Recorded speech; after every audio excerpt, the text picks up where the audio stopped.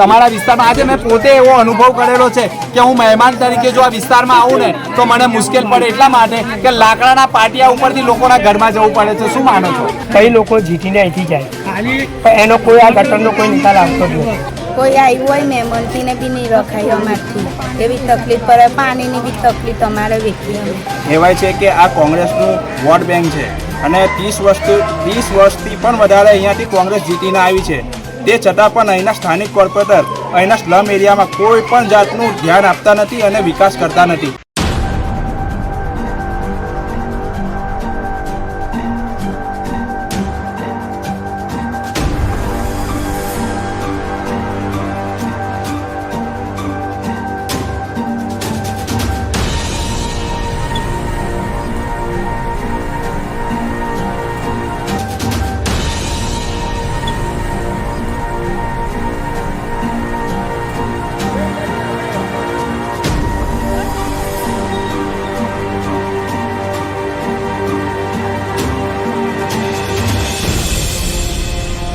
ભરૂચના પશ્ચિમ વિસ્તારમાં વોર્ડ નંબર 1 અને 2 કોંગ્રેસનું ગઢ માનવામાં આવે છે, પરંતુ 5 વર્ષે વિસ્તારમાં મતોની ભીખ માંગવા આવતા કોંગ્રેસના નેતાઓ 5 વર્ષ સુધી ભૂગર્ભમાં ઉતરી જતા હોય છે.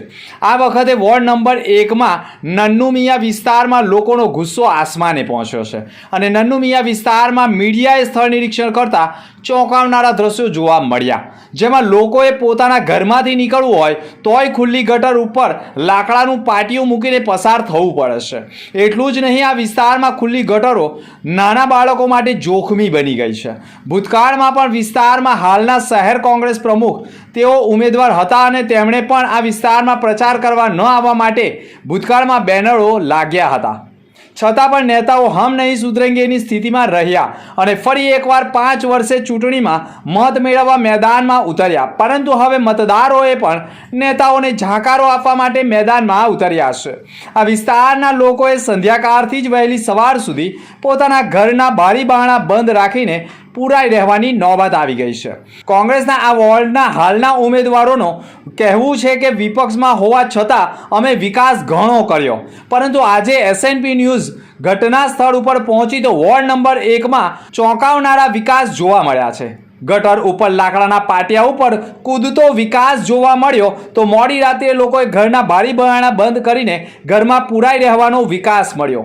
પરંતુ એટલું જ નહીં, આ વિસ્તારમાં મહેમાનોને ઘરે બોલાવવા પણ મુશ્કેલ બની ગયા હોવાના આક્ષેપો થઈ ગયા છે.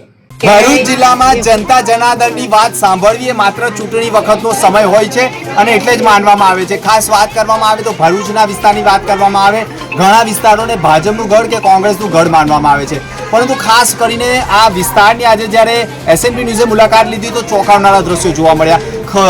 એવા દ્રશ્યો જોવા મળ્યા કે લોકો જે ખુલ્લી ગટર છે તેની ઉપર લાકડાનું પાટિયું મૂકીને પસાર થતા હોય છે. પ્રથમ દ્રશ્ય હું તમને જે ગટરનો નજારો બતાવું છું. આ ગટરનો નજારો એટલા માટે બતાવીશ કે જે પ્રથમ દ્રષ્ટિએ પાણી છે તે કાળું કટ છે, એટલે એવું કહેવાય કે એટલું દુર્ગંધવાળું પાણી છે કે આ બાળક આમાં પડી જાય ને તો બી એને ઘણી તકલીફો પડે અને બહાર નીકળવું પણ મુશ્કેલ બની શકે છે. વર્ષોથી આ મત વિસ્તારના લોકો કોંગ્રેસને મતદાન કરતા હોય છે, પરંતુ આ વખતે તેમનો મિજાજ કંઈ અલગ છે. આસિફભાઈ, જે વિસ્તાર છે તમારા વિસ્તારની વાત કરવામાં આવે આજે તો ભયંકર પરિસ્થિતિ જોવા મળી રહી છે, શું માનો છો? જી, આ વિસ્તારમાં નન્નુ મિયા ઝુંપડપટ્ટી વિસ્તાર છે, વોર્ડ નંબર 1માં આવે છે. કહેવાય છે કે આ કોંગ્રેસનું વોટ બેંક છે અને 30 વર્ષથી પણ વધારે અહીંયાથી કોંગ્રેસ જીતીને આવી છે. તે છતાં પણ અહીંના સ્થાનિક કોર્પોરેટર અહીંના સ્લમ એરિયામાં કોઈ પણ જાતનું ધ્યાન આપતા નથી અને વિકાસ કરતા નથી. ખુલ્લી ગટરો તમે જ્યાંથી આવ્યા ત્યાંથી જોજો, દુર્ગંધમાંથી ખુલ્લી ગટરો અહીંયા જોવા મળે છે. બીજું કે અમને પીવાનું પાણી નથી મળી રહ્યું સમયસર. જો મેં એમને જનસંપર્ક કર્યો ત્યારે એમની દુઃખ અને વ્યથા મને જણાવી ત્યારે મને દિલથી લાગણી થઈ કે ના, હું એમના માટે કંઈ કરી જાણીશ. કોંગ્રેસના અગાઉના જે ઉમેદવારો હતા એમણે અહીંયા પ્રચાર અર્થે નહીં આવું એવું તેવા બેનર લાગ્યા હતા, છતાંય વિકાસ તો થયો જ નથી. તમે જોશો કે ગત ચૂંટણીમાં અહીંયા સલીમભાઈ અમદાવાદીના બેનર લાગ્યા હતા કે વોટ નહીં, વિકાસ નહીં, તો વોટ નહીં. પણ અત્યારે તમે જ્યારે જનસંપર્ક કરો છો, કેવું લોકોની સ્થિતિ કેવી જોવો છો? મને કહે છે કે તમે યંગ જનરેશન છો અને તમે અમારું સાંભળશો, તમે જ્યારે ચૂંટાઈને આવશો તો અમારી દરેક તકલીફોને તમે દૂર કરશો અને ભારતીય જનતા પાર્ટી એના વિકાસને છેવાડાના ઘર સુધી પહોંચાડશે એવી મને વિશ્વાસ છે. ખાસ વાત કરીએ તો ઘણા વિસ્તારોમાં છે. માસી, અત્યારે તમારા જે વિસ્તારની સ્થિતિ જોઈ મેં આખા વિસ્તારમાં જો કચરાની ગટરની ગંદકી, રાત્રે પરિસ્થિતિ કેવી હોય છે? રાતે ઘણા મચ્છરો ફેલાય છે, અમને ઊંઘ બી નહીં આવતી, છોકરા બાળકો ઊંઘતા નથી, સાંજે એટલા રોડે બાળકો ને કોઈ આવ્યું હોય મહેમાનથીને બી નહીં રખાય અમારથી, એવી તકલીફ પડે, પાણીની બી તકલીફ અમારે વેઠી અમે. હવે કેવું લાગે છે, તમે પરિવર્તન માંગો છો કે ફરી એકવાર કોંગ્રેસ જ? અમારે તો બધા કહીને જાય કે જોવા બી આવે બધા, તે કે અમને જીતાડજો તે તમને ગટર કરી આલું, પણ કોઈ નિકાલ આવતો જ નથી. હવે આ ફેરી અમે બધોએ સમ કર્યો કે અમને ગટર આ થઈ જાય પછી જ અમે અગાડી વધીએ. એટલે એવું માનો છો ને કે ખાલી માત્ર કોંગ્રેસ વચન જ આપે છે? હા, બધા જ એવું જ એમ જોઈને બધા નિરાશ જ આપે છે અમને. ખાસ વાત કરીએ કઈ ગયા પેલા ભાઈ કેવી સ્થિતિ છે તમારા વિસ્તારમાં, કેવી પરિસ્થિતિ છે? ખાસ કરીને વાત કરીએ તો તમારા વિસ્તારમાં કેવી પરિસ્થિતિ છે? આજે અમારા વિસ્તારની અંદર ભાજપ આવે કે કોંગ્રેસ વાળા આવે છે, આજે અમને ખાલી વચન આપીને જાય છે કે આ તમારી ગટર, તમને પાણીનો નિકાલ સૌ બધું અમે કરી આપવામાં આવશે, પણ ચૂંટાઈ જાય પછી અહીં કોઈ જોવા આવતું નથી. ખાસ કરીને લોકો વચન આપતા હોય છે પરંતુ વિકાસ નથી થતો. આમાંથી શું માનો છો? તમારા ઘરમાં પણ બાળકો હશે, અત્યારે મેં ગટરની પરિસ્થિતિ જોઈ, લોકો લાકડાના પાટિયા ઉપરથી પસાર થાય, કેવું લાગે? કેવી છે ગટર? કેવી છે? તો હવે કેવું લાગે? આપણે છેલ્લા ઘણા સમયથી કોને મત આપતા હતા? કોને મત આપતા હતા અત્યાર સુધી? હા, તો હવે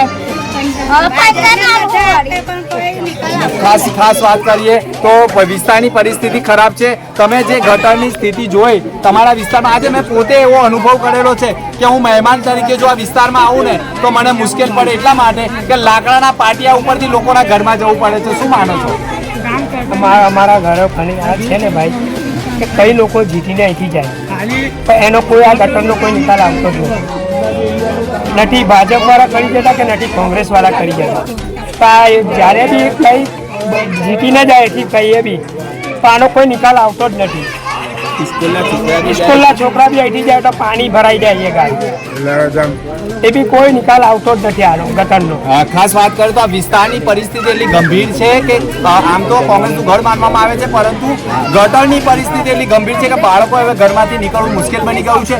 જોવું એ રહ્યું કે આ વખતે ફરી એકવાર જો નવા ચૂંટાયેલા ઉમેદવારો નવા ચૂંટાઈને આવે તો બી આ લોકોને વચન આપશે કે પછી આ લોકો સાથે ફરી છેતરપિંડી કરીને નેતાઓ 5 વર્ષ માટે ગુમ થઈ જશે, તેવા અનેક સવાલો ઊભા થયા છે. પરંતુ આ વિસ્તારમાં વિકાસની જરૂર છે. ભલે વિકાસની ગુલબાંગો ફૂંકાતી હોય પરંતુ આ કોંગ્રેસના ગઢમાં વિકાસ ન થતો હોય તેવું પ્રથમ દ્રષ્ટિએ તો દેખાઈ ગયું છે. મનોજ ખંભાતા સાથે SNP ન્યૂઝ ભરૂચ.